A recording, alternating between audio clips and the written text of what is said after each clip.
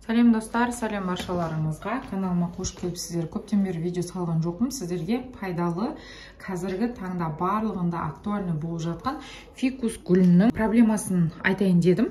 Барлығыңыз білесіздер, фикус гүлі көктемге қарай, не болмаса қысқа қарай, яғни қыс басталып келе жатқан кезде осындай точка ростын өсірмей заморозка болады, яғни қатып тұрады. Ол ары қарай тағы да жаңалап жапырақтарын шығару үшін және де тоқтамай рост ары қарай өсу үшін не істейміз? Қазір таңда мен сіздерге күшті бір лайфхакпен бөлсем. Алдымен жаңадан келіп жатқан болса каналыма тіркеліп, қоңырауша белгісін басып, кез келген өздеріңіздің фикус гүлдеріңізде болып жатқан проблемамен менімен бөлісіп комментарийға жазыңыздар. Ең бірінші мынандай точка росты өсіп келе жатады да өспей қалады. Мысалы, менде бұл бенгальский фикус осы екі жапырағын өсірді де қарқынды. Бір айда осы, одан кейін тоқтап қалды.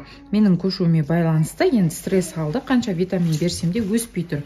Мына екінші черный принцта фикусым бұл стресстен шықты, әжімделіп, қаншама ауыры бұл гүл барлығын емдеп қалыпты жағдайға келтіріп алғаннан кейін, тоже көшкеннен кейін ешқандай өспей росты осылай стрессовать етіп алды. Соның әсерінен мен ең бірінші мына жердегі жапырақтарын полный бітіп қураған жапырағын бітіп жұлып алдым. Астындағысы өсеме десем, ол да өспеді. Енді қазір сіздермен ең қолайлы бірге жасап, ары қарай нәтижесін бірге күтетін бір лайфхакпен бөліскім келіп тұр. Оны қалай жасаймыз? Алдымен ең бірінші сіздерге осындай секатор, яғни жапырақты қиятын қайшы, болмаса специально осындай қиылатын қайшы болса, енді бұл турецкий қайшы, именно осы версиясы жеңіл және жеңіл жабылады. Және де қолыңызбен былай қыссаңыз жеңіл ашылады. Ешқандай кнопканы қозғаудың қажеті жоқ. Осымен тез қиылады. Сосын бұны әрбір жапырақты обработка жасағаннан кейін, яғни қиғаннан кейін, жапырақ болсын, гүлім болсын, әрбір гүл, например, осы гүл, басқа гүл деген сияқты бойына ауруы жоқ кетпес үшін осы жерлерін спиртпен сүртіп, не болмаса спиртті былай сеуіп, обработка жасап алсаңыздар болады. Енді бисмилля деп ең бірінші фикус бенгальскийден бастайын. Мынау мендегі фикус бұл яғни үсіктен болған, пайда болған дүниесі, яғни менде бұл үсіп қалды көшуіме байланысты қыс уақытысында. Осылайынан алып тастайсыздар, онда тұрған ештеңе жоқ. Егер сізге мешать етпесе, алудың қажеті жоқ. Ең бірінші мынандай точка ростында, осы мынандай қысқа болсын, үлкен болсын, осы точка ростын сіздер өлшеп алу керексіздер көз шамамен. Бұл көз шамамен өлшеген кезде сіздерде мүмкін бұл ұзын болып, заморозка болып тұрып қалуы мүмкін, болмаса осындай кішкентай ғана болуы мүмкін. Енді оны бірінші қолыңызбен 50-50-ге өлшейсіздер.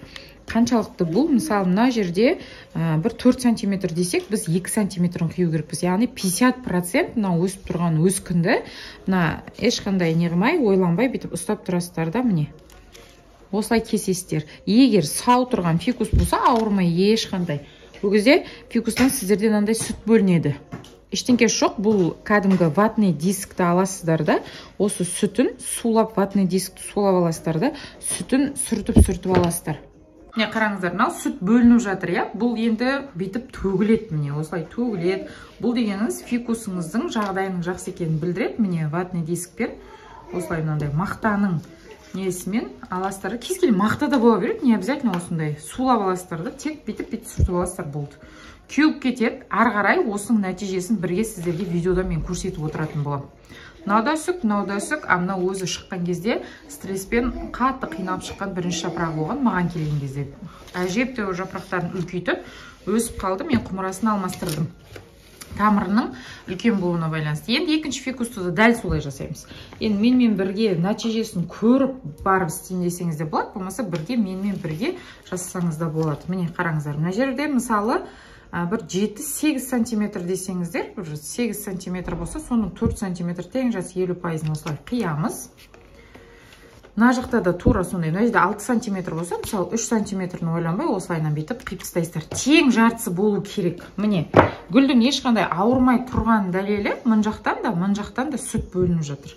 Осы сүтті өзі каучконосный деп аталғаннан кейін, каучук дегеніміз сүт, яғни бір сондай улы кішкене сүт бөлінеді. мынау ешқандай қолдарыңызға тигізбеңіздер. Осылай сүртіп алғаннан кейін бұл фикусқа ештеңке істемейсіздер. Жапырағында шаң болса шаңдарын сүртіп аласыздар и өзін осылайынан кептіруге қоясыздар. Алдағы уақытта мынандай жандарынан әр жапырақтың болмаса осы жерінен мынаны целлофанын тастап кептіріп ары қарай жапырақ шығаратын болады. Тағы да өйстіп сүттер бөлініп жатса сүртіп аласыздар. Бар болған ақпарат осы.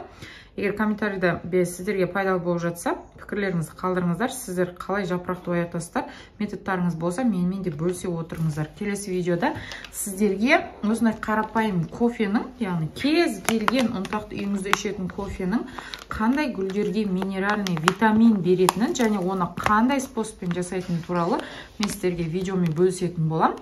Менің каналыма тіркелуді ұмытпаңыздар.